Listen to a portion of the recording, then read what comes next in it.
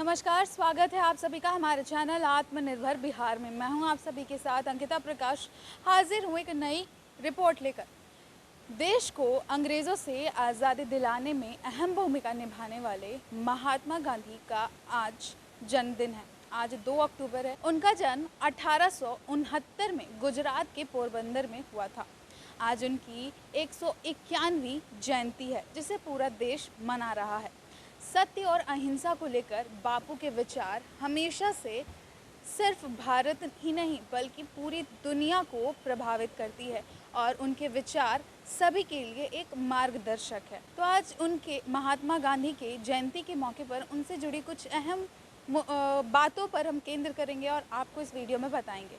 सबसे पहले उनके जीवन की कुछ बातें करते हैं। उनका जीवन सहजता और सरलता का दर्पण था, जिसके जरिए उन्होंने दुनिया को शांति, सद्भाव और अहिंसा का विचार दिया। आधुनिक भारत के निर्माण में उनका योगदान अतुलनीय है।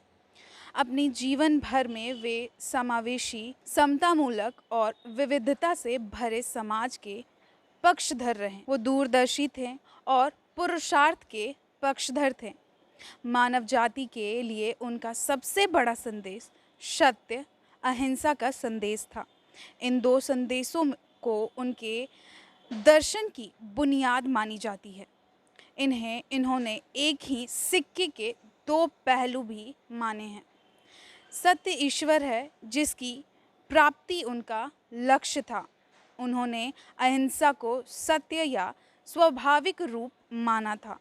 उनका मानना था कि सत्य की अपेक्षा के कारण ही समाज में हिंसा, अत्याचार और अन्याय जैसी बुराइयां जन्मी हैं।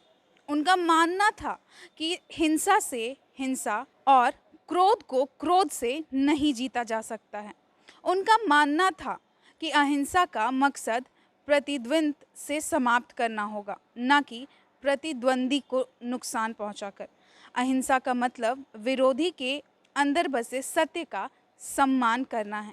गांधी के लिए अहिंसा एक साधन था, जो सत्य उस साधन का साध्य था। लेकिन गांधी जी के ये विचार हकीकत की ज़मीन पर तब तक नहीं परखे गए थे जब तक वे बिहार के चंपारण नहीं आए थे।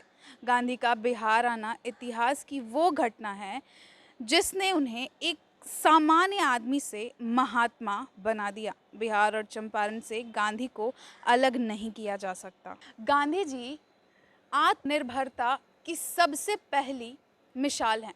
आपको बता दें, हम सभी जानते हैं, हमने बचपन से ही पढ़ा है कि गांधी जी जो बदन ढकने के लिए कपड़े का इस्तेमाल करते थे, वो खादी के कपड़े हुआ करते थे और वो अपने चरखे से खुद कपड़ों को बनाया करते थे। उनके जीवन में जितने भी काम होते थे, चाहे वो छोटा से छोटा काम हो या फिर बड़ा से बड़ा, वो अपने काम खुद किया करते थे। उन्होंने अपने आप को पूरी तरह से आत्मनिर्भर बना दिया था। वो अपना काम स्वयं करे कि नक्शे कदम पर चलते थे और लोगों को यह भी सिखाते थे कि वो अपना काम खुद करें।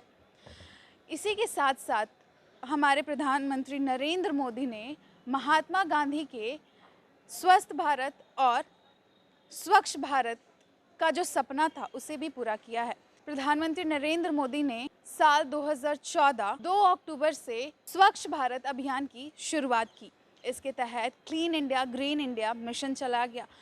काफ़ी ज़्यादा ये जो मिशन था उसके लिए जागरूकता लोगों के मन में देखी गई।